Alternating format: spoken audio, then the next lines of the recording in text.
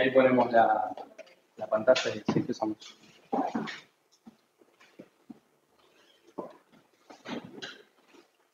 Bueno, se me me presento.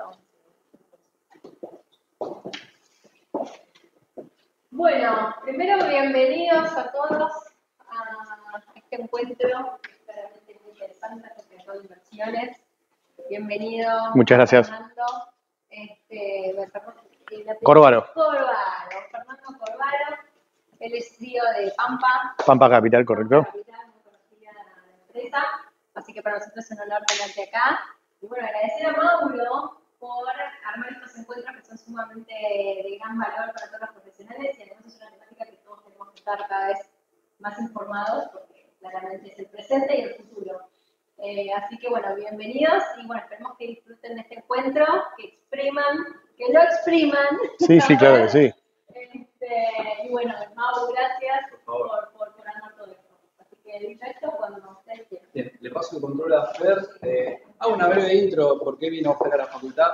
Yo cuando trabajaba como gerente de finanzas en una empresa de IT, manejaba fondos de empresa argentina, Uruguay, Estados Unidos, y con quien, ¿te acordás, Fer, que te decía, Fer, me das caución, Fer, cuando está en la tasa?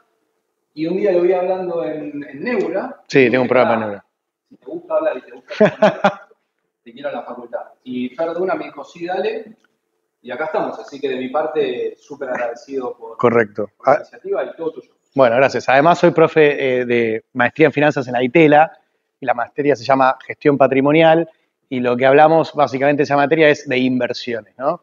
Mi trabajo en Pampa Capital es administrar el patrimonio de familias de altísimo patrimonio. Pongámosle, no sé, una familia de 100 millones de dólares, algo por el estilo. Entonces, ¿cómo armás el portfolio de ese tipo de inversiones? Ya les anticipo, que no se desilusionen, esto es aplicable para $10.000. Así que pueden invertir como millonarios con el patrimonio mínimo. Así que es súper útil, no importa los tamaños. Estos son los temas que vamos a ver. Es un pantallazo general, que esto es más o menos la primera clase de mi curso. Lo primero que me gustaría hablar es de... Ahí estamos. Riesgo. ¿Qué es el riesgo en finanzas para los que no estamos acostumbrados a las matemáticas? En finanzas, para los que sí estamos dentro del, digamos, de este lado de mostrador, es la volatilidad. Es el desvío estándar de los retornos de cualquier activo. No sé, de un plazo fijo será 0, de acciones será, no sé, 18% anual, por ejemplo. Ahora bien, un cliente eso no sabe qué significa. Si yo te digo tu portfolio tiene una volatilidad, ¿cómo es tu nombre? Si te digo tu portfolio tiene una volatilidad de 23 anual, vos no sabés si eso es mucho, es poco, si está bien, si está mal, ¿correcto? Por lo tanto, nuestro primer trabajo al momento de armar un portfolio es determinar cuánto riesgo está dispuesto a asumir Eduardo. Y el riesgo para Eduardo es simple, perder plata, ¿correcto? O sea, yo no quiero perder plata o puedo estar dispuesto a tener algunas variaciones en pos de ganar más en un futuro, pero esas variaciones me tienen que dejar a mí tranquilo. Y ahí entra todo el tema emocional al momento de armar los portfolios. Es decir, nosotros tenemos que convertir la charla de un cliente, o incluso hay encuestas que se hacen, que son unas preguntas de psicología del inversor bastante simples, a un número que nos va a decir más o menos cuánto Eduardo, o ¿cómo es tu nombre, por ejemplo? Lucila, o Lucila pueden soportar de volatilidad, ¿ok? Entonces, ahí lo podemos definir. Hay distintos... A mí una frase que me encanta de Warren Buffett es, el riesgo es no saber lo que tenés, ¿ok? O sea, obviamente es perder plata, pero yo te voy a preguntar, si Eduardo te compras una propiedad, acá a la vuelta, y dentro de un año pierde el 15% del valor, por la razón que sea, ¿la vendés? Ok. Y si compraste una acción que no sabes muy bien qué hace, o compraste una cripto porque tu hijo te dijo y pierde el 20% de valor en un día, ¿la vendés? No compraría cripto, por lo menos hasta mi nivel de conocimiento no me animaría a eso. Compraste una acción de YPF, cae 20% en un día, ¿qué haces? ¿Te asustás y vendés? No. ¿No? Bueno, eso es muy bueno. Pero en la mayoría de las personas, cuando más conocen su activo, menos miedo le tienen a la volatilidad o al riesgo de ese activo. ¿Se entiende lo que digo? O sea, es mucho más probable que un inversor de un portfolio diversificado haya hecho mal su análisis de riesgo, haya hecho un portfolio mucho más riesgoso, y que eso se vea en el momento de una crisis, obviamente en los años buenos no se va a ver, y que cuando viene la crisis, la pérdida que tuvo fue mucho más de lo que emocionalmente puede aceptar y aprieta el botón de escape y sonaste. Porque cuando apretaste el botón de no aguanto más, me voy, eso es pérdida y no vas a volver a entrar al mercado, justo va a bajar un poco más, vas a entrar, después vas a rebotar, decir qué campeón que fui, mirá, justo me salvé de la mitad de la bajada. Eso no pasa. Créanme, tengo 21 años en esto y lo intenté y no lo logré. Y no lo logra nadie, así que no se sientan fracasados si no lo logran. Por lo tanto, el perfil de riesgo es muy importante, ¿no? Es decir, saber uno hasta dónde está dispuesto a tolerar cierta volatilidad y después lo que vamos a hablar toda la presentación es cómo armar un portfolio, cómo estar seguro de lo que le ponemos adentro para que cuando venga esa volatilidad no asustarme y no salirme del mercado. Otro tema muy importante, el horizonte temporal, ¿no? La diferencia entre inversiones de largo plazo y el casino es el tiempo y el portfolio que uno haga. O sea, cuanto más tiempo le dedico a las inversiones, cuanto más tiempo las dejo madurar, más inversiones son. Si yo invierto en YPF de hoy para mañana, eso es timba pura, la probabilidad es 50-50 igual que en un casino. ¿Te puede ir bien? Te puede ir mal. Cuanto más tiempo vos le das para madurar a tu portfolio, más flexibilidad tenés para asumir ese tipo de pérdidas. Por ejemplo, la última crisis importante en Estados Unidos, que fue en el 2022, entre que empezó a caer el mercado y terminó de recuperar el valor inicial, pasó casi un año, y eso es bastante. En general, las crisis, incluso la del 2008, fue mucho más profunda, pero fue más corta. Entonces, es importante el horizonte temporal, porque si Lucila quiere hacer una inversión de acá a un año porque necesita la plata para alguna necesidad, cambiar el auto, va a comprar una propiedad, bueno, entonces el portfolio tiene que ser distinto. ¿Okay? Acá vamos a hablar del portfolio de largo plazo, no vamos a hablar del portfolio de las necesidades que uno tenga en el corto plazo. Eso, sin embargo, existe. Lo que se suele hacer es dejarlo separado del portfolio que vamos a hacer. O sea, vamos a hablar del portfolio nuclear, de la plata que no vas a tocar por lo menos 3 años, idealmente 5. Si tenés una necesidad puntual o vivís de eso, te vas armando bolsones de liquidez en el portfolio para cubrir esas necesidades a lo largo de menos de un año, ¿no? Esto es importante porque el portfolio central no sabemos cómo le va a ir de acá a un año. Y puede ser que justo cuando vos necesites la plata, estés en un mal año. Tipo, por ejemplo, el 2022, 2018, 2015, 2008, 2009. Hay un montón de años malos donde, che, justo necesito la plata ahora, no me digas porque en Estados Unidos subieron la tasa, no sé qué pasó, y tengo el portfolio 15% abajo y si no me sirve hacer esto ahora. Bueno, entonces se separa la liquidez. Esas son las 2 primeras aclaraciones.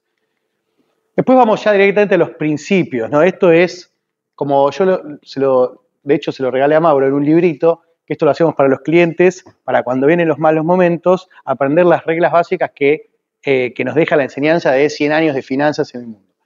Primer principio, el asset allocation. ¿Qué es esto del asset allocation? Básicamente es cuánto de mi portfolio voy a poner de acciones y cuánto voy a poner de bonos. Una aclaración, los portfolios son globales. Cuando nosotros diversificamos, tenemos que diversificar en todo el mundo. ¿Okay? Argentina es un país de tantos. No sé, las obligaciones sociales de Pampa son uno de millones de bonos que hay por ahí afuera. Cuanto más tenga todo esto, y ahora vamos a ver específicamente qué tipo de cosas tengo que sumar al portfolio, más diversificación tengo. Lo que nos dice la evidencia empírica es, dentro de 20 años, cuando cualquiera de ustedes haga el cálculo del rendimiento de su portfolio, el 91% va a venir de esta asignación estratégica de activos. Es decir, cuánto quisiste tener en bonos, cuánto quisiste tener acciones. ¿Ok? No de, voy a tratar de adivinar, me parece que mañana el mercado cae, de hecho creo que todo agosto va a ser malo, entonces me vendo acá, vuelvo a recomprar 1 de septiembre. Eso se llama market timing. Tratar de adivinar los picos y los valles es la fórmula perfecta para el fracaso. Nadie lo logra. Hay infinidad de traders en Wall Street tratando de hacer análisis técnico de inteligencia artificial, deep data, data mining, lo que vos quieras, tratando de ver señales que les puedan decir acá hay que comprar, acá hay que vender y que funcionen. No funcionan. Esa es la realidad. Y no solo no funciona en el mercado de acciones, no funciona en el mercado de bonos, no funciona en el mercado de tasa de interés, ni tampoco en el de criptomonedas. Cripto puntualmente es algo nuevo que podría haber sido que funcionaba. Yo me dediqué a estudiar a los mejores 20 fondos de cripto del mundo. Todos perdieron contra el que no hizo nada, que compró Bitcoin y se lo quedó. Todos los fondos especialistas, genios que vinieron de Wall Street a meterse en el mundo de las cripto, todos perdieron y perdieron por mucho, no es que por un pocos puntos. O sea, fue el cripto bro que compró el Bitcoin y lo guardó en un cajón, le ganó a todos esos. Y con el mercado pasa lo mismo. El que compró S&P hace 30 años, el S&P 500, que es el índice de acciones americanas, y lo guardó en un cajón, le ganó a todos los jefes de los hedge funds de Estados Unidos. Al único que no ganó fue a Warren Buffett. A todo el resto le ganó a todos. De hecho, Fer, en la imagen anterior, Warren Buffett hizo una apuesta a todos los jefes de hedge funds y les ganó. Sí, obvio. Sí, no, le gana bastante. Y la otra cosa que no funciona es hacerme el Warren Buffett con el investment selection. Es decir, no, pará, yo voy a hacer una cartera de 10 acciones que las conozco muy, muy bien y con estas 10 acciones les voy a ganar al índice por mucho tiempo. Te puede salir bien un año, te puede salir bien 2 años, pero en el largo plazo lo que te dio de más un año te lo quita el otro o en el otro. Es decir, si agarras un plazo largo, vas a perder con esa estrategia también. Me van frenando si tienen alguna pregunta, estoy acá para ustedes, no para mí, así que me van avisando. ¿Qué es esto de la asignación de activos? Nosotros lo llamamos el Strategic Asset Allocation. Esto viene determinado por el perfil de riesgo, esto que hicimos antes. Cuando abren una cuenta en cualquier broker local, un Balance, un PPI, alguno de esos, van a ver que en el momento de abrir la cuenta hay un cuestionario. Ese cuestionario les hace preguntas de psicología del inversor que dicen, ¿qué pasa, no sé, si compraste una acción y baja, la venderías, no la venderías? Vas contestando y lo que te dice es, bueno, tu perfil de riesgo es, no sé, del 1 al 5 es 4. Por ejemplo, ahí las chicas que son más jóvenes seguramente tengan un perfil más alto. Cuanto más grandes somos, en general el perfil es más conservador. Cuanto más jóvenes, en general es más agresivo. También tiene que ver la situación personal de uno, si está con trabajo, si está en una época de ahorro o si está en una época de necesitar de vivir esos ahorros. Eso va cambiando el perfil de riesgo. Lo cierto es que si no cambian las cosas estructurales, la edad, la situación financiera, el perfil de riesgo es siempre el mismo. O sea, si las chicas son agresivas hoy, probablemente por los próximos 10 años que vienen va a seguir siendo el mismo perfil. Por lo tanto, esa asignación de activos estratégica, cuánto en bonos y cuántas acciones, no debería cambiar, porque es la correcta para ese perfil.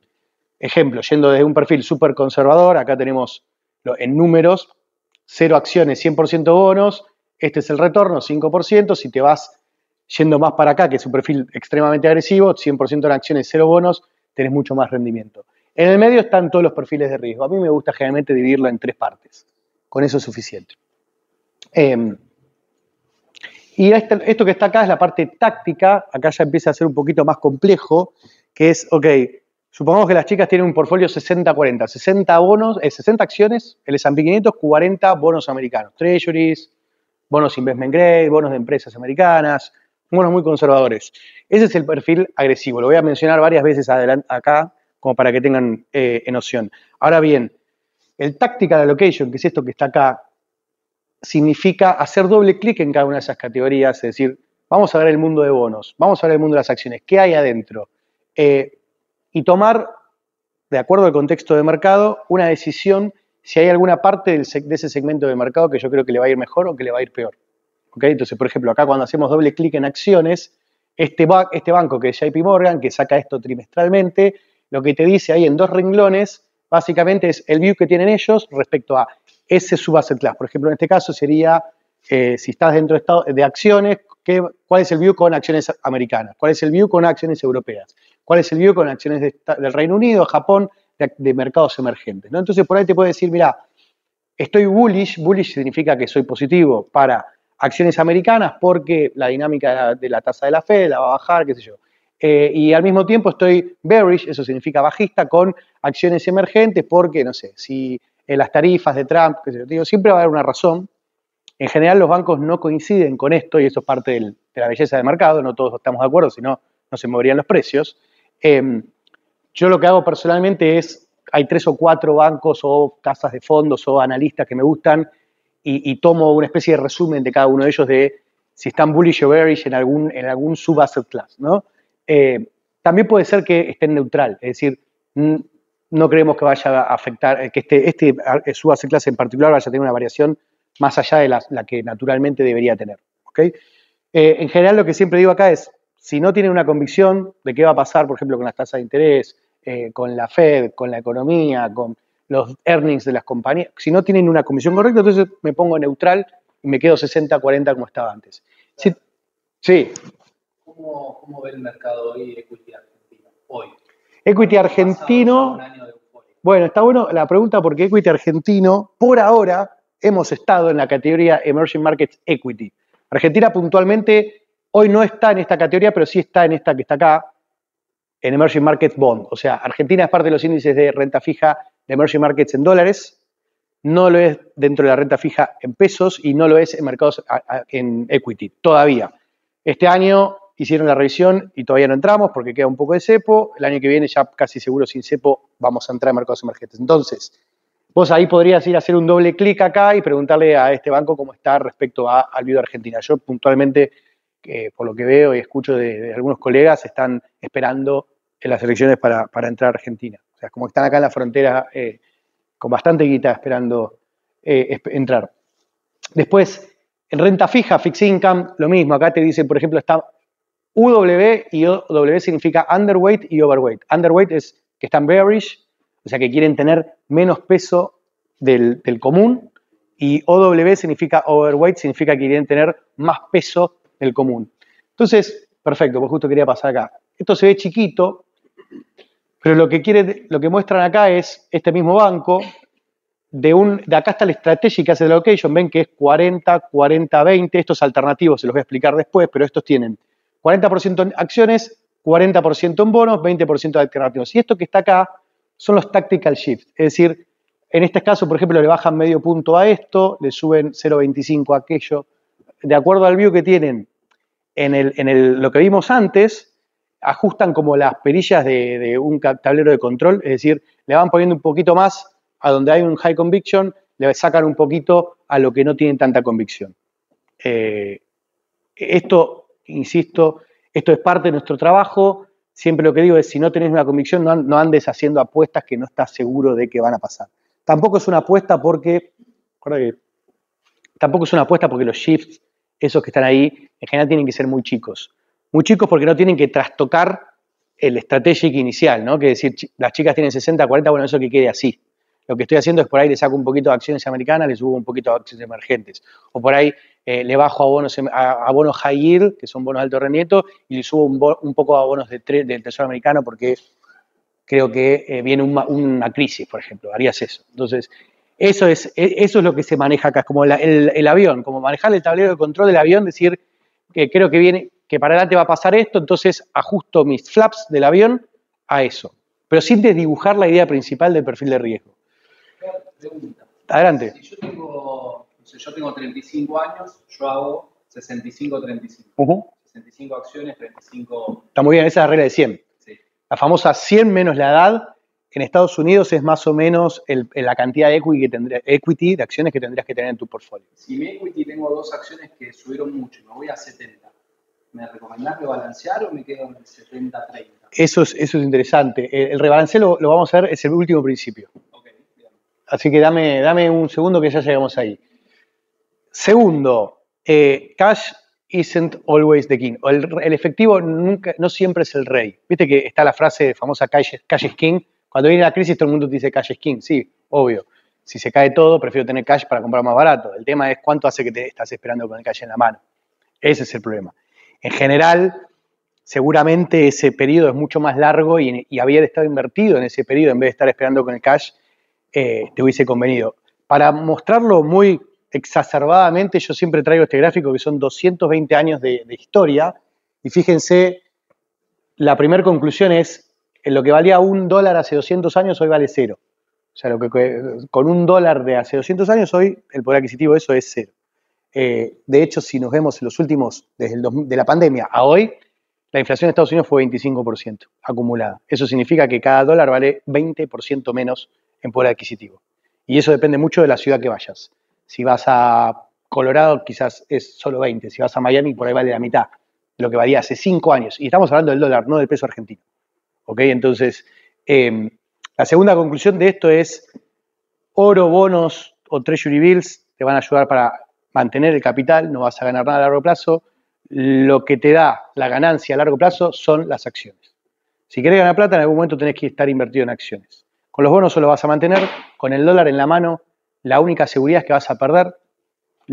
Es poco, pero vas a perder. Siempre Warren Buffett dice, lo único seguro del dólar a futuro es que va a valer menos. No es que no va a valer nada, que va a valer menos. Y podemos saber hasta incluso con cierta anticipación, cuando menos. Hoy la inflación en Estados Unidos es 2,7 anual, así que esa sería la tasa de depreciación. Eso es interés compuesto, por lo tanto, a medida que va pasando el tiempo, Parece poco, pero se hace mucho. La otra regla de oro para mí es el timing the market is more important than timing the market. Es decir, estar invertido en el mercado es más importante que tratar de adivinar los pisos y los valles, los pisos y los techos de mercado. Nadie lo logra hacer realmente después de un largo periodo de tiempo. Puede ser un año bueno, pero nada más que eso. Después a la larga terminás devolviendo. Miren esto, lo caro que te puede llegar a salir del mercado. Si hace 20 años invertiste $10.000 en el S&P 500 y estuviste siempre invertido, full invested, hoy tendrías 61.000. Si por alguna razón te saliste del mercado porque te asustaste y justo en ese momento que te saliste y volviste a entrar, te perdiste los mejores 10 días del mercado, tu retorno ya hubiese sido menos la mitad. Si te perdiste los mejores 30 días, directamente no ganaste nada. ¿Ok? Y miren lo más gracioso de esto. Estos son los desvíos, o sea, los retornos del S&P desde 1980 a la fecha, y esos que están marcados ahí son los latigazos fuertes, para arriba y para abajo. ¿Qué notan? Que están cerca entre sí. Y fíjense esto, de los mejores 20 días de mercado de los últimos 30 años, 9 ocurrieron en años que terminaron siendo negativos. Y de los peores 20 días de los últimos 30 años de mercado, 11 terminaron ocurriendo en años donde el mercado terminó positivo. Es decir, cuando viene la volatilidad, el cliente te llama cuando el mercado de repente en abril de este año pasó, cayó 10% del S&P en un día, el día de las tarifas, el Liberation Day. Obviamente los clientes te llaman ahí, no te llaman cuando el S&P está más 2, no te llaman para decirte qué bueno, no te llaman para decirte -9, ¿qué pasó? ¿Qué se rompió? No, bueno, está bien. Y vos le tenés que mostrar esto, es decir, haya sido lo que haya sido, no tenés que tocar nada. Justo en los momentos de tormenta donde tenés que agarrar el mástil y confiar en el capitán. Si querés hacer cambios importantes en la cartera, hacelos en momentos de tranquilidad, no en momentos donde la emoción te está jugando una mala pasada porque, claro, si el S&P cayó 10% un día porque abriste el Bloomberg y el mundo se está prendiendo fuego, porque si no, no cae 10%.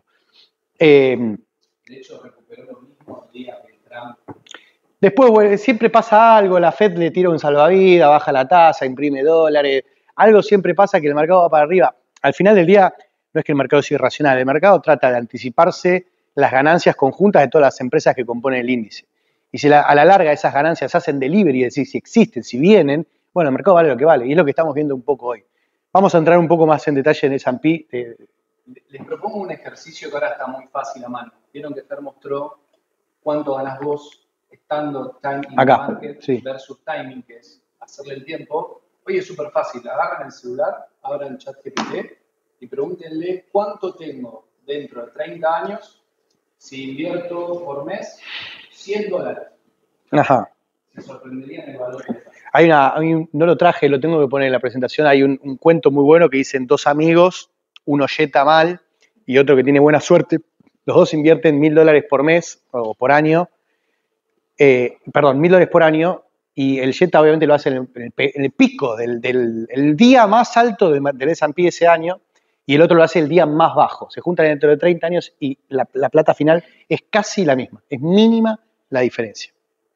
Porque el efecto del compounding a largo plazo es tan importante que no importa si tuviste la suerte de entrar en los mejores días o en los peores días, a largo plazo eso se disuelve. Por eso estar invertido es importante. Cuanto más tiempo, mejor.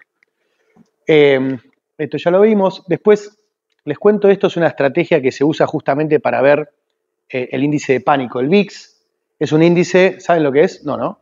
El VIX es el índice de volatilidad de voy a ser técnico y lo resumo, es la volatilidad implícita de todas las opciones, de todas las acciones del S&P 500, un chino. En conclusión, es un termómetro de volatilidad, de cómo viene el mercado.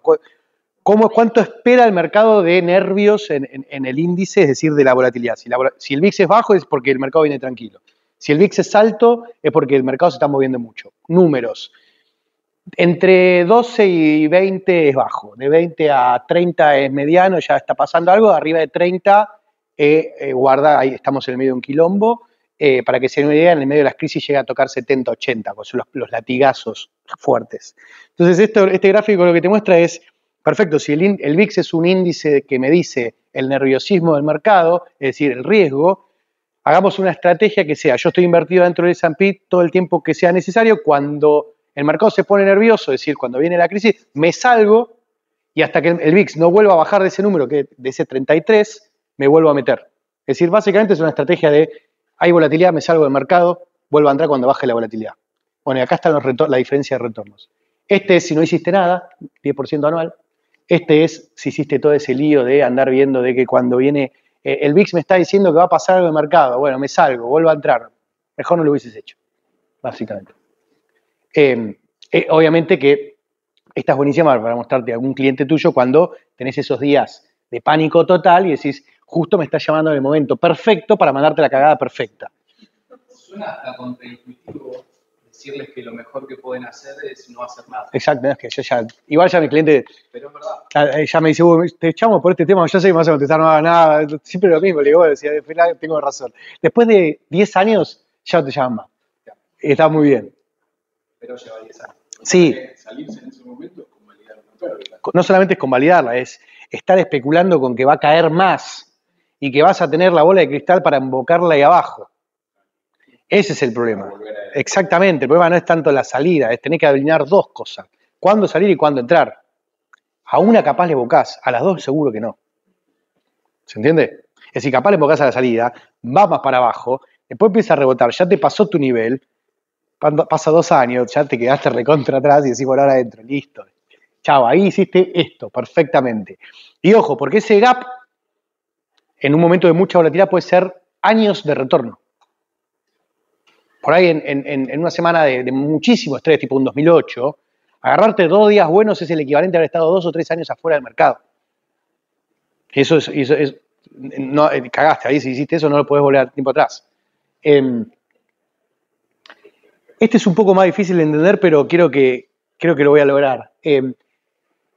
¿Saben lo que es un rolling return? Un rolling return significa, por ejemplo, yo me paro acá y hago el retorno de mi portfolio 3 años para atrás. Y me da, pues venís ganando el 8% los últimos 3 años promedio. Imagínense que eso yo lo voy graficando en la línea azul durante toda la historia de mi portfolio. Es decir, siempre agarro los últimos 3 años y marco un puntito. Me muevo un día, me muevo 2 días y así constantemente. Entonces, en cualquier momento que yo me quiera parar, por ejemplo, ahora que estamos acá al final, yo digo, bueno, perfecto, mi retorno anual de estos últimos 3 años fue 15%. ¿Ok? Ahora, hagamos lo mismo, pero con una ventana de 5 años, sería la línea violeta. O hagamos lo mismo, pero con una ventana de 30 años. ¿Qué notan? Cuanto más largo es el plazo que tomo, más estables son los rendimientos. Entonces, por ahí si yo todavía no tengo 30 años en el mercado, pero si tuviese un cliente que hace 30 años ha invertido conmigo, probablemente el tipo me diga, che, no puedo creer, vengo todos los años, hago el cálculo 30 años para atrás y siempre da lo mismo, eso es un fenómeno. No, no es que soy un fenómeno, que tuviste 30 años de paciencia dentro del mercado.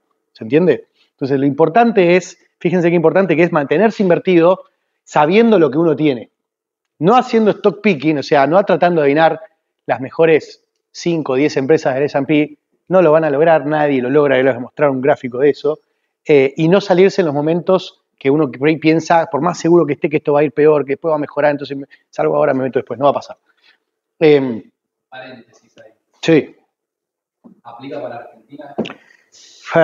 Con Argentina tengo un slide después.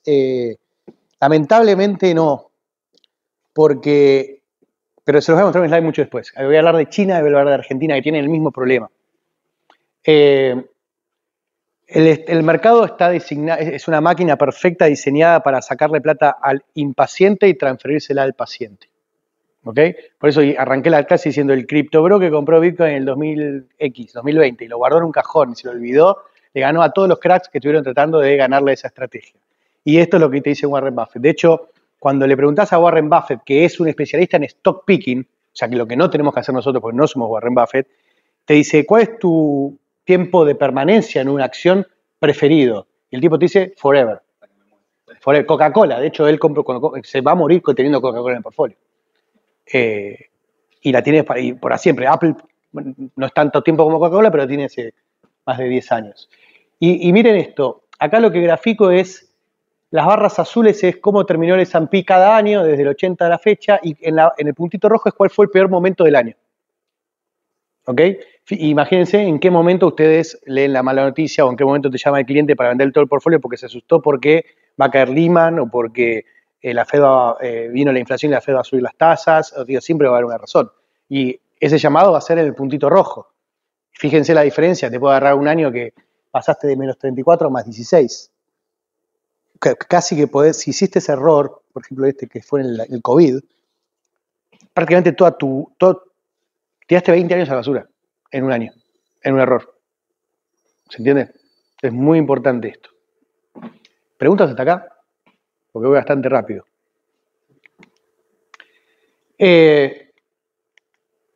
Miren esto es un estudio de JP Morgan sobre su banca privada. La banca privada de JP Morgan es la mejor del mundo, el mínimo de 100 millones de dólares. Y, o sea que ahí hay profesionales grosos, de verdad, pero los clientes de atrás, por más plata que tengan, siguen siendo clientes de carne y hueso con emociones.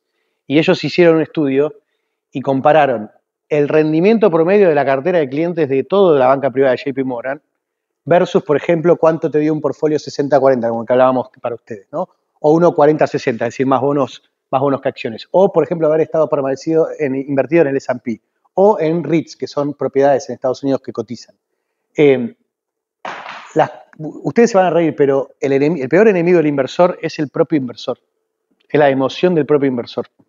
Eso hace que el inversor promedio de JP Morgan, incluso siendo la mejor banca privada del mundo, termine rindiendo mucho menos que agarrar un ETF que invierte 60-40, destruye la clave del banco y digo que al banquero que no me la dé y vuelvo 20 años.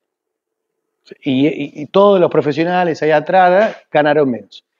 Incluso yo cuando trabajé en un banco en Wall Street y veíamos las carteras que mejor rendían de nuestros clientes, no lo van a poder creer, eran de los muertos. Eran de los muertos. ¿Por qué? ¿Por qué lo creen? ¿Cómo? Porque no las podíamos mover. Porque una vez cuando vos te morís y el banco se entera, te frisa la cuenta. Y hasta que no vengan los papeles, que la herencia y todo, por ahí pasan 2, 3 años, 4 años. Y vos ya los herederos, espectacular. No toques nada. No, espectacular. Si más o menos quedaba invertida, más o menos bien hecho el strategic asset allocation, después los melones se acomodan solos en el carro, a largo plazo. Así que eso es cierto. Y no es una idea, no lo digo yo porque lo vi en Citi, es un estudio de Fidelity, que es una casa de fondos muy importante, que muestra que es cierto que los clientes que fallecieron o tienen las cuentas bloqueadas, puede ser por otras razones, no sé, está preso o lo que sea, son los que mejores rinden. Este me encanta, que es cuando la marea baja nos damos cuenta quién estaba nadando desnudo, ¿no? Y un poco lo que quiere decir es, en los bull markets, o sea, en los años positivos, como por ejemplo o el anterior, está lleno de estos asesores que salen en Instagram y te dicen, no, este año yo gané 30, este gané 40, este 35, ¿no? Y que le pegué a Bitcoin, ¿no? Ahí son todos genios, ¿no? Ahora, cuando viene el año malo, no es que pierden 10, les limpian la cuenta del cliente. Desaparecen, o las pérdidas son irrecuperables, más del 50%. O estaban apalancados, o lo que sea. Y lo que quiere decir Warren Buffett es, yo me río un poco de todo el mundo cuando saca pecho en los bull markets, en los años buenos, porque después cuando vienen los años malos es realmente, ahí se ven los pingos. O sea, para arriba somos todos Warren Buffett, para abajo no. Y este gráfico lo que te muestra es el rango de retornos de acciones, bonos o un portfolio que tenga las dos cosas mitad-mitad, a un año vista, a 5, 10 y 15. ¿Qué notan? Que el rango es como un embudo que se va achicando cuanto más pasa el tiempo. Entonces, si yo tengo un portfolio de 100% de acciones a 20 años, lo peor que me puede pasar es ganar 6, lo mejor es 17, y el promedio va a ser 11. ¿Ok? Y si tengo un portfolio con las dos cosas, bonos y acciones, lo peor que me puede pasar a 30 años es que mi rendimiento promedio anual histórico de esos 30 años ha sido 5, que no está nada mal, lo mejor es que haya sido un 14 y el promedio es 9. ¿Ok? Entonces, cuanto más tiempo pasa, dejo trabajar en mi portfolio, el retorno promedio cuando miro para atrás más se acerca al histórico. ¿Se entiende? Cuanto más cortito es el plazo, más lotería es. Entonces, acá es donde viene la frase, la diferencia entre el casino y la inversión es el tiempo. Si yo estoy invertido un año, por más buen portfolio que te haga, no tengo manera de garantizarte o de decirte cuánto va a rendir. Puede ser cualquier cosa, ojalá que el primer año sea bueno, para que arranques con el pie derecho. Pero tranquilamente puede ser malísimo. Y es imposible de saberlo de antemano. Ahora bien, a medida que va pasando el tiempo, eso queda atrás y te vas acercando al promedio del portfolio que construiste Entonces ahí el inversor, el cliente empieza a estar más satisfecho y decir, bueno, al final Fernando tenía razón, si sé lo que armé y tengo paciencia, a la larga se me va a dar lo que en el momento cero había visto. ¿Ok? Pregunta para el público. Sí. 7% anual en dólares, ¿es bueno o malo? ¿Es bueno? Depende de cómo lo comparo. No, no, contra sí mismo. Mirá, vamos a ver, vamos a volver para atrás un poco. Si lo comparas con la inflación de Estados Unidos, me parece que está bien. Bueno, te lo hago 5 real, por encima de la inflación. 6 real. ¿Es bueno o malo? Si son conservadores, Mira, acá lo tengo eso. Acá están un portfolio que es, por ejemplo, 20 acciones, 80 bonos, rindió el 6,7 anualizado. Y cuando te vas a 1,60-40 es 8,8. Y mucho más de ahí, hasta el 9, 10, eso ya son... Ese es el rango de rendimientos lógicos. Cualquiera que venga y te dice Cositorto, alguno de estos generaciones, no, pues el 15 mensual, el 24 en 3 horas, ¿no?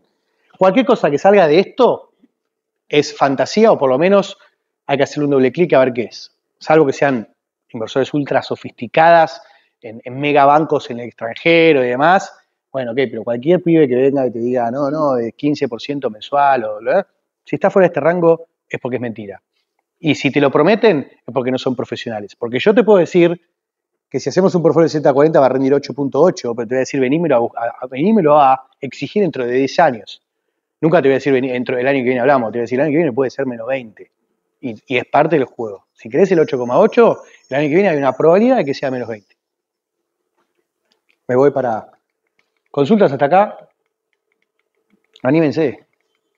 Porque tengo que volver para... Quizás la pregunta que más surge en otras charlas es, está bien, es muy lindo los bonos, los ETF, ¿cómo invierto en eso desde Argentina?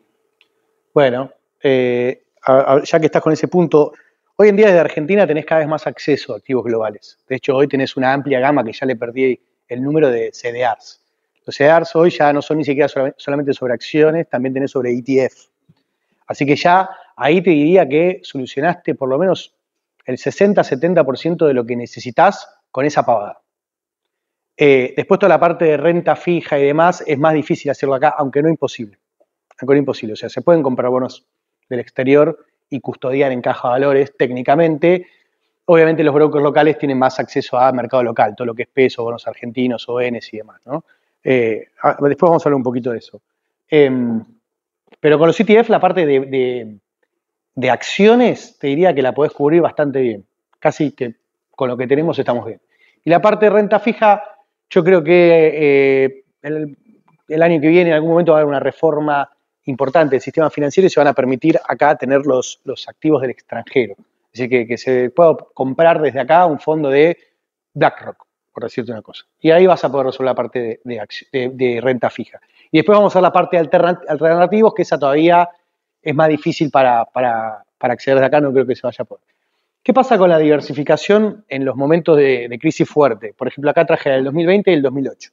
Acá lo que grafico es, la línea verde es el S&P 500, la celestita y la azul son un portfolio que es 40-60 o 60-40, ¿no? Más o menos para tener una idea.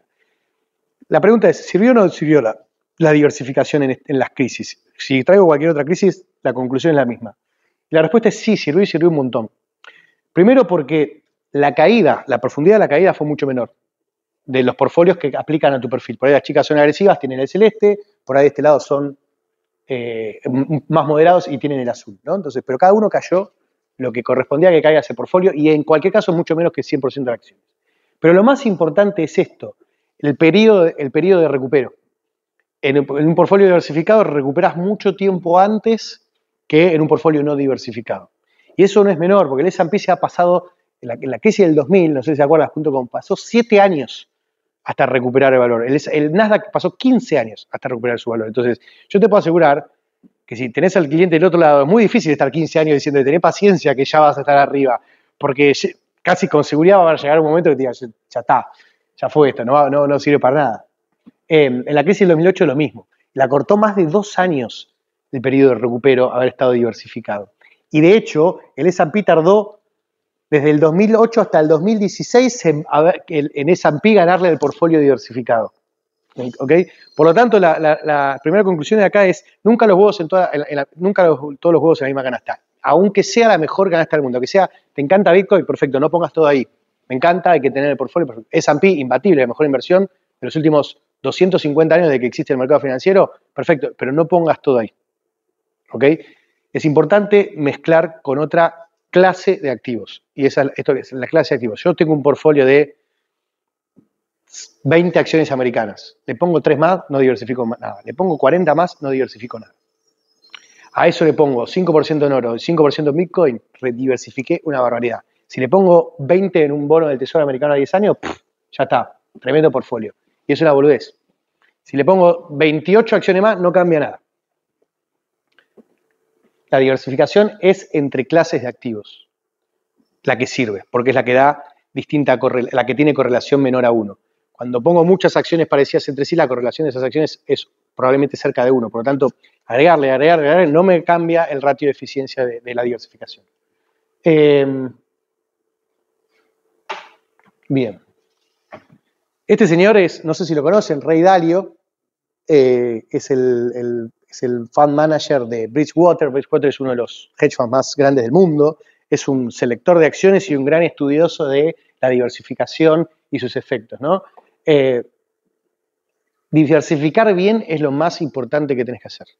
¿Okay? Saber lo que estás poniendo, si cuajan entre sí la clase de activos, eso es lo más importante. Una vez que vos entendiste eso, el portfolio lo podés guardar en un cajón y volver en 30 años. Fin.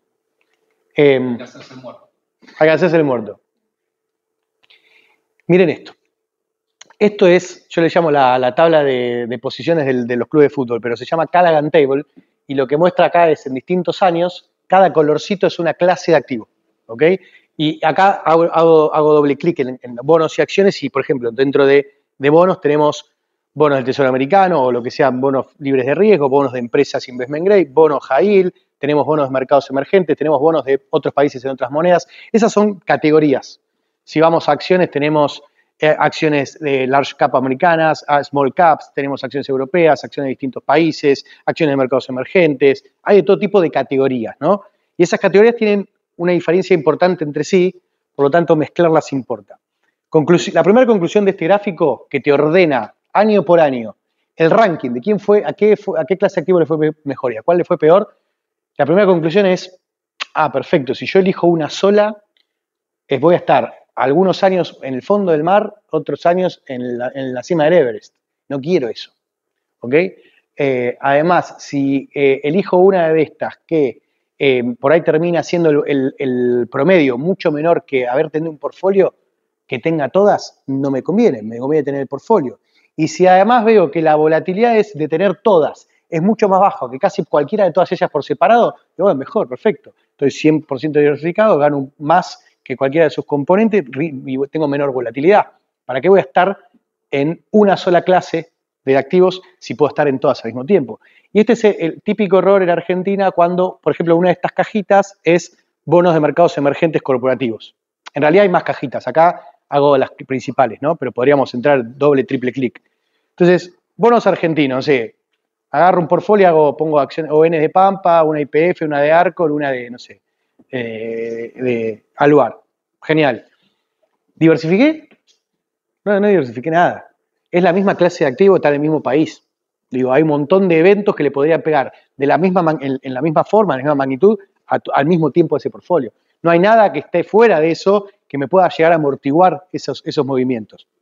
Entonces, ojo al momento de la diversificación, porque si no, bueno, ahora tengo 4 Ns, quiero poner 4 más, así me diversifico más. No estás diversificando nada. Lo único que estás diversificando ahí es el riesgo idiosincrático de la compañía. Es decir, si funde Pampa, mejor haber tenido 8 bonos y no 4 y que uno sea de Pampa. Eso es cierto. Pero si no sé, si Argentina devalúa, lo que sea que ustedes quieran, hay 1000 ejemplos para Argentina, le pegan a todos por igual. ¿Okay? La industria también. Sí, a ver, cuando vos tenés, por ejemplo, vamos al caso de acciones americanas. Cuando tenés el S&P tenés todas las industrias. ¿Ok? Entonces, vos podrías decir, tengo una convicción en tecnología. Entonces, por ahí podés tener el S&P en un 80% y 20% sobre overweight en el ETF de tecnología. Entonces, ahí te armaste tu propio índice sintético donde le diste un peso más significativo a las acciones de tecnología. Pero siempre mantener la diversificación idiosincrática, es decir, no depender del éxito de una compañía o de un bono de una compañía porque nosotros no somos especialistas, ni analistas de equity, ni analistas de bonos. Y hay un montón de riesgos ahí abajo que no los vemos. Y un día suceden y sonaste. ¿Para qué si puedo estar diversificado y ese riesgo me lo saco de encima? Mañana desapareció Apple. Bueno, no importa, tengo otras 499 acciones ahí. Bueno, le va a pegar un poco el índice, sí, le va a pegar un poco. Sobreviviré. Ahora tenías todo en Apple, sonaste. Y eso, el mercado no te paga. Ese se llama el riesgo sistémico. Vos cuando invertís en el mercado te ganás la prima por riesgo sistémico, pero el riesgo idiosincrático no te paga extra. Sería la diversificación de la diversificación. Sí, lo más diversificado que puedas. Cuando vos tenés asset classes, estás agarrando toda la categoría. Entonces ya ahí adentro el riesgo individual de la compañía o del país te lo sacaste. Entonces decís, no, perfecto, a mí lo que me interesa es la categoría, no empezar a ver si Argentina es mejor que Brasil. No me voy a hacer el Tarzán con eso. Sin ir más lejos, hablando del ejemplo de las obligaciones negociables, en años donde acceder al dólar era difícil, era un tema. Quizás la empresa tenía un buen balance, no tenía problema ni de endeudamiento, ni de evita debido a caja, pero no podía acceder simplemente a la divisa. Y era un riesgo sistémico que uno no veía en el prospecto o no veía en el balance de la empresa. Bien. Y acá, este es un gráfico que muestra el retorno desde, esto de que desde el 1930, creo que es ahí, sí, del 50 hasta la fecha, sí, 73 años, correcto, del portfolio 60-40. El 60-40 es el portfolio más pavote que pueden hacer y el retorno es espectacular porque el 60 y el 40 tienen correlación negativa entre sí en los momentos normales de mercado. Esta es la correlación histórica desde el 80 y pico a la fecha de este portfolio, o sea, cuál es la correlación de los bonos con las acciones. Se supone naturalmente que la correlación tiene que ser negativa. ¿Por qué? Porque los bonos son refugio de valor, ¿okay? Y las acciones son riesgo, es crecimiento. Entonces, cuando viene una noticia mala en el mercado, ceteris paribus, y le pega mal a las acciones, es porque el mercado está vendiendo acciones y comprando bonos. Entonces, tiene que hacer así. Y viceversa, ¿ok? Ahora bien, eso es así, salvo en los momentos de alta inflación. ¿Por qué? Porque en los momentos de alta inflación el problema que tenés es que la Fed, como ve que sube la inflación, te tiene que subir la tasa, si sube la tasa bajan también los bonos. En general, eso es lo que pasó, por ejemplo, en el 2022, donde veníamos de 2 décadas de correlación negativa, lo cual esto es espectacular para nosotros que tenemos un portfolio diversificado, y en el 2022, ¡tuc!, nos vemos acá arriba, porque después de 40 años volvió a aparecer la inflación en Estados Unidos producto de la cantidad de guita que imprimieron para salir de la pandemia, no solamente Estados Unidos, sino todos los países, justo el tema de la guerra de Ucrania, tuviste un desbalance en la oferta de bienes y servicios, bueno, vino la inflación. La Fed salió corriendo con el matafuego, subió las tasas, al mismo tiempo que se hacía, o sea, subió las tasas, bajaban los bonos, al mismo tiempo que se hacía pelota el equity. Y de hecho tuvimos la segunda peor caída de este índice en el 2022. Muchos hablaban de que esto que es una estrategia súper apropiada para un perfil moderado, tirando agresivo, se había roto en el 2022, lo cierto es que ya esto está bajando bastante, y en la medida que la inflación sea un recuerdo del pasado y que esté totalmente controlada, que todavía no está, pero ya casi, esto vuelve a funcionar a la perfección. Sí. Decía, sube las tasas, sube los bonos, se hace bolsa de equity. Sí. ¿Es por una relación técnica de ese movimiento o se hizo piloto del equity como consecuencia de lo que fue toda la pandemia? La del 2022 se hablaba, ¿eh? Sí, perdón, 2022. En el 22 fue un tema de la inflación. O sea, la Fed la vio. La inflación que vino también por todas las emisiones. Sí, correcto, pero digo, cuando la Fed empezó a subir las tasas ya era demasiado tarde, entonces tuvo que subirlas muy rápido. De hecho, el problema de la Fed en el 2022 no fue que subió tanto la tasa, que sí lo subió mucho, el tema fue la velocidad de la suba, fue de a 3 escalones cada reunión, rompió todo. Rompió todo porque, claro, la prioridad principal es sostener el poder adquisitivo del dólar, ¿no? Y bueno, había que romper todo, rompieron todo y se arregló. Pero bueno, eso si no te volvemos a tener inflación, la Fed actúa más por temas de crecimiento y de empleo. Entonces, no deberíamos tener esa correlación que se va de negativa a positiva entre bonos y acciones. Y sería lo ideal para nosotros inversores que queremos diversificar y tenemos que tener un poco de acciones y un poco de bonos en nuestros portfolios. Por último, y esto es lo que me preguntabas vos, Mauro, hay que ser codicioso cuando los otros son temerosos y temerosos cuando los otros son codiciosos, ¿no? Y esto no significa hacerse el guapo cuando todo cae, salir a comprar o viceversa, porque no sabemos si es el momento o no, estaríamos haciendo market timing. Lo que significa es, perdón, voy para atrás, para adelante, es esto, que es el rebalanceo. A esto se refiere Warren Buffett cuando dice eso. Imagínense un portfolio de las chicas que arrancamos 60-40 en 1997 y no lo tocan. Si no lo tocan, ese portfolio 10 años después se desbalanceó, porque las acciones crecieron más que los bonos. Entonces ya no es más 60-40, ahora es 65-35. Entonces, eso es un problema porque aumentaste tu perfil de riesgo y sin embargo vos debes tener todavía incluso menos perfil de riesgo, o por lo menos el mismo. Y fíjense qué pasa en el 2009, que acá es un año antes de la crisis del 2008, esto es un año después de la crisis del 2008, fíjense cómo se desbalancea para el otro lado. Empiezan más los bonos que las acciones, y después si lo dejo correr al 2016, pasa a 31.69, es decir, un despelote, nunca está como yo lo armé. Rebalancear significa que una vez cada un periodo que podemos determinar 6 meses o un año, a lo que a ustedes les guste, vuelvo a entrar a mi portfolio y vuelvo a peinar los allocations de la misma forma como eran inicialmente, ¿ok? Para que siempre sea 60-40. Y eso significa que me estoy obligando a mí mismo a comprar barato y vender caro. ¿Por qué? Por ejemplo, vean de acá a acá, del 97 al 2007, si equity pesa más, es porque subió más, porque está más caro relativo a los bonos. Entonces yo voy a tener que vender 5% de acá para pasarlo acá. Es decir, me obligué a mí mismo a vender caro y comprar barato. Si voy al 2009, tendría que hacer lo mismo y también estaría comprando acciones baratas en ese momento y vendiendo bonos caros. ¿Se entiende? Pero no porque yo me crea que soy Warren Buffett y estoy adivinando las crisis. Es porque tengo que tener 60-40 el portfolio. Si uno sube más que el otro, se desbalancea y el hecho de rebalancear me implica vender caro, comprar barato. Con esta estupidez, uno puede aumentar los retornos del 6,6 al 7 y pico, bajarla del desvío estándar y por lo tanto el shape ratio, que es el ratio de eficiencia, shape ratio es unidad de retorno adicional que yo gano por cada un punto de volatilidad que estoy dispuesto a correr en mi portfolio. Cuanto más alto este ratio, mejor. Significa que el portfolio me está dando más retorno por el mismo riesgo. ¿Okay? Entonces, esta pavadita, que es lo que decía Warren Buffett, comprar cuando todo el mundo está cagado y vender cuando todo el mundo está codicioso, hace que me mejore los ratios de eficiencia del portfolio, me obliga a comprar barato y vender caro agnósticamente a lo que pienso que va a pasar, simplemente a lo que estoy viendo en mi portfolio. Y por último, la regla del interés compuesto. Este era Charlie Munger, que murió el año pasado, fue el socio de Warren Buffett toda la vida. Prácticamente las dos eran uno, todas las frases son las mismas, capo total. Lo que te dice es, mirá la diferencia de haber invertido, esto es el retorno solamente del precio del S&P y esto es la diferencia de haber invertido los dividendos del S&P adentro de más unidades de S&P. El S&P, para que sea una idea, histórico más o menos es 2 y pico % del dividendo. Hoy es 1,7.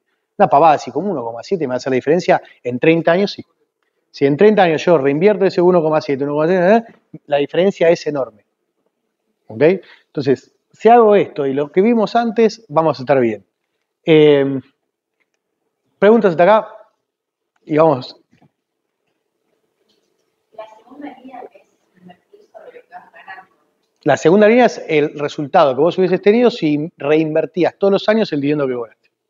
O sea, lo que ganaste, en lugar de sacarlo, lo seguías. En vez de llevártelo a tu casa, decís, no, me pagaste $20 de dividendo, dame más, me compro una unidad más del S&P. Y lo otro es si te vas sacando la ganancia. Exactamente. Y lo otro es, compré 100, dentro de 30 años tengo 100 unidades, pero me fui llevando el dividendo todo el tiempo. Mauro, ¿alguna pregunta? No, como comentario, justo ayer vi un video que hay un científico, que ahora no me acuerdo el nombre, pero lo conocen, es el africano morochón con bigote, decía que hay algo que el cerebro humano no puede procesar y no puede cuantificar, que es el efecto compuesto. Sí. Es algo que nuestras mentes no pueden procesar. Agarren cualquier cosa y hagan un efecto compuesto a 10 años y pregúntense ustedes cuánto da y no se van a acercar, pero ni de casualidad. Bueno, es esto, sinceramente.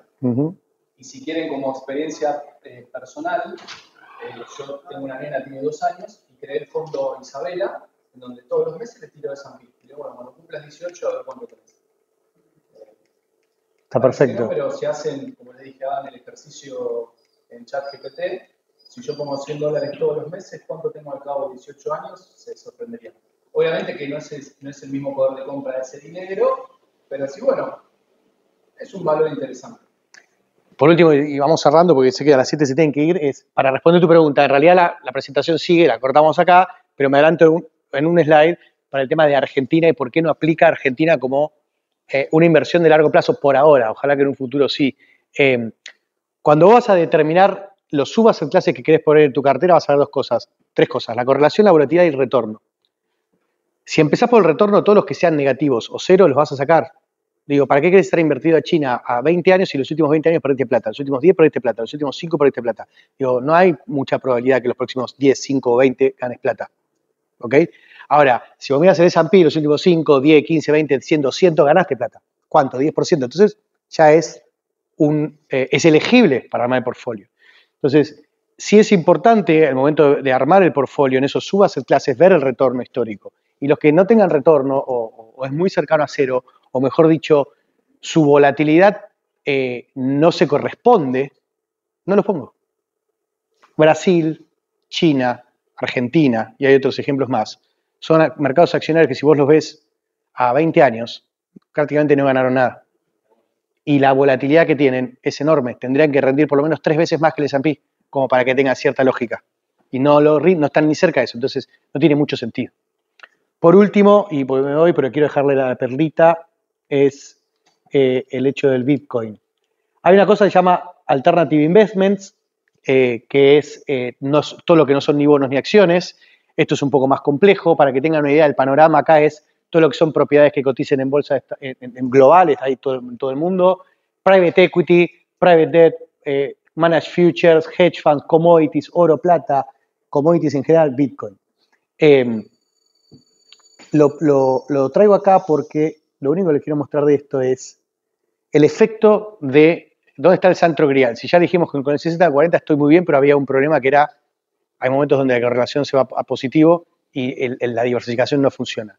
¿Cuál es la vacuna contra eso? Ponerle 30%, 20%, algo en activos alternativos. ¿Qué son activos alternativos? Los que vimos antes. Puedo estar hablando 8 horas del tema, no da el tiempo, pero básicamente lo que viene a hacer es descorrelacionar. ¿Qué? Las dos cosas. No tienen correlación negativa con acciones y tienen correlación negativa contra bonos. ¿Ok? Y lo que hacen eso, cuando yo veo una frontera eficiente, por ejemplo, en el caso de las chicas que tenían el portfolio 60-40, fíjense, el portfolio 60-40 tiene esta volatilidad y este retorno. Si le pongo 30% de alternatives, lo tiro para allá y para arriba, es decir, voy a ganar un poquito más y voy a tener menos volatilidad. Sobre todo esto lo da toda la parte de los private equity, private debt. Eso sí que por Argentina yo creo que vamos a estar mucho tiempo para poder hacerlo, pero existe. Pero sí hay algunos que podemos hacer dentro de los alternative investment que son muy fáciles. Bitcoin, por ejemplo, o el oro. El oro es un gran diversificador de portfolio y viene a hacer ese laburito. ¿Ok? Y el Bitcoin es el que te lo levanta un poco para arriba. Para que tengan una idea, y cierro con esto, voy a el caso de Bitcoin, me paso propiedades y me voy a Bitcoin. Este es el retorno de un portfolio base y qué hubiese pasado si los últimos años le ponía 1% de Bitcoin. Fíjense cómo me sube 1% del portfolio en Bitcoin, me sube 1% el retorno promedio histórico. Prácticamente no me sube la volatilidad. Y la pregunta es, ¿cómo puede ser esto? Si Bitcoin se recontramueve. Imagínense que tienen el portfolio 60-40, ponen el 99% de $100 ahí. Y en uno comprando Bitcoin. Pasa un año, pongámosle que fue el año pasado, por ejemplo, y el Bitcoin te rindió, no sé, el año pasado te rindió 120%. Ese dólar se me va a convertir en $2.20. Pero yo les dije que tienen que rebalancear. Entonces tienen que haber siempre un dólar. Tienen que vender $1.20 y volcarlo en el portfolio 60-40. Pongámosle que pasa un año y en un año más lo baja a la mitad. Ese dólar se me convierte en 50 centavos, tengo que traer 50 centavos del portfolio y ahí tengo de vuelta uno. Viene otro año y pongámosle que viene un 2020, 300%. Ese dólar se me convierte en 4. Tengo que vender 3, volcarlos en el portfolio y me quedo con 1. Si yo hago eso sistemáticamente, no me importa si Bitcoin dentro de 10 años vale exactamente lo que vale hoy. El hecho de que se mueva como se movió en los últimos 10 años ya me da un valor enorme agregado en el portfolio si mantengo la regla del rebalanceo. Así de simple. Bueno, eso es todo. Gracias.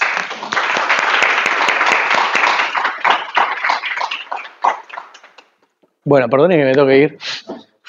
¿Dónde te vemos ahora? No, pero es una clase grabada en Neura. Pueden ver los viernes a las 6 de la tarde en Neura, en el programa Aftermarket, hablamos del mercado local. Y dentro de breve va a salir una clase de esto que va a incluir la parte que falta, grabada en Neura, calculo que va a estar a fin de mes. La voy a grabar ahora. Y viene toda la parte de ella, ahí entrábamos en renta fija, renta variable y alternatives, ya haciendo doble clic y yendo al fondo, pero bueno, una hora es. Por favor, queridos. Chao, chicos, hasta luego.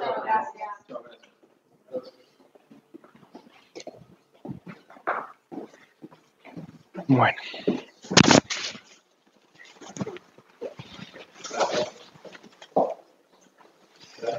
Mauro, ¿te gustó? Con el micrófono. Ay, no. ¿Te gustó? Gracias, che. Eso es todo mío, vaya.